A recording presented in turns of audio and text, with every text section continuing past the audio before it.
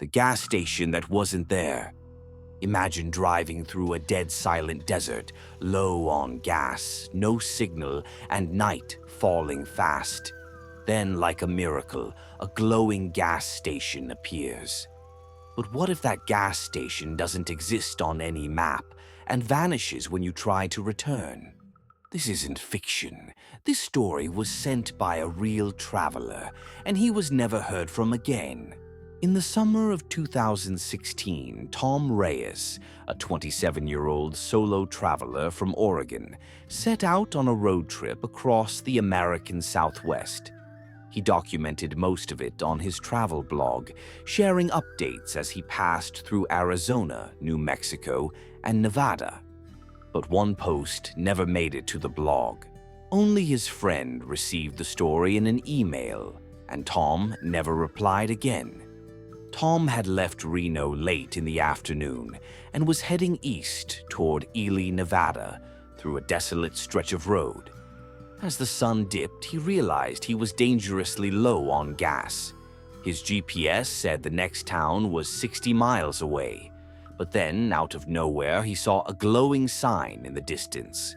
Gas, food, rest. It wasn't on the map. The buildings looked old, yet the sign flickered brightly. Needing fuel, he pulled in. The station was called Kale's Fuel and Fix. The pump was manual, the kind with spinning dials. There were no other cars, no lights on inside the attached diner. Just a bell that rang when he stepped out. An old man came out from the side door. His clothes were stiff with dust, his eyes too wide. "You passing through, son?" the man asked.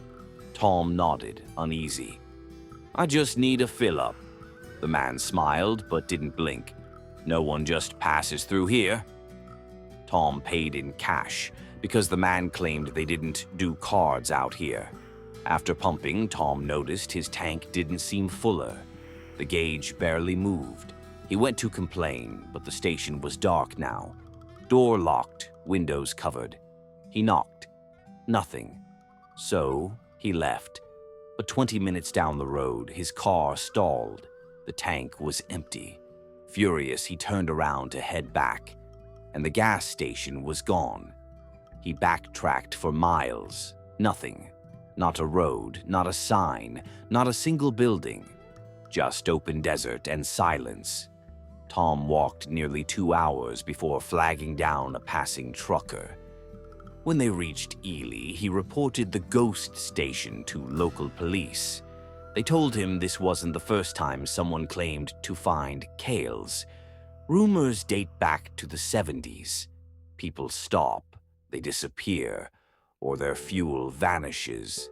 Some even report seeing the gas station in their rearview mirror long after they've left the area.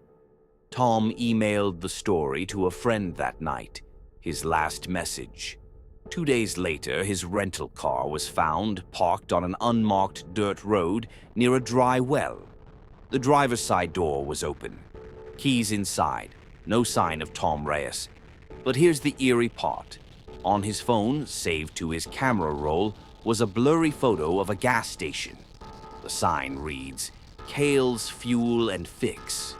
But behind the station is nothing. Just empty land. The motel room that didn't exist. A young musician stops at a remote motel in the middle of a storm. The room seems normal until she sees something in the reflection and discovers there's no bathroom, just a door that knocks from the inside. The next morning, the motel is gone. What happened inside room 104 is one of the creepiest unsolved travel encounters ever shared. In October 2018, a traveling musician named Elena Griggs was driving from St. Louis to Denver. It was nearly midnight when a heavy storm rolled in, and her phone lost signal. The endless highway became a blur in the rain. She hadn't seen a gas station or a diner in hours. Suddenly, through the downpour, a glowing vacancy sign appeared on the right. Sleepy Pines Motor Lodge. Vacancy. It looked dated, like something from the 70s. But desperate for shelter, she pulled in. The front office was dimly lit but warm. A tired-looking man at the counter handed her a brass room key labeled Room 104. "No breakfast," he muttered. "Checkouts by 7. And don't leave your window open at night." Elena asked why, but he just smiled and handed her a faded receipt. The room was surprisingly clean. Dull wallpaper, a queen bed, a strange painting of a black lake above the dresser. She settled in, exhausted. Around 3:10 a.m., Elena woke to a cold breeze. The window, locked earlier, was now wide open. She shut it. That's when she noticed it. The reflection in the TV screen showed a second figure in the room. But when she turned, there was no one there. She checked the closet. Nothing. Under the bed. Empty. Then she saw something that made her blood run cold.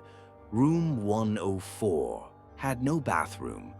There was a door where the bathroom should be, but it had no handle, just deep scratch marks around the frame.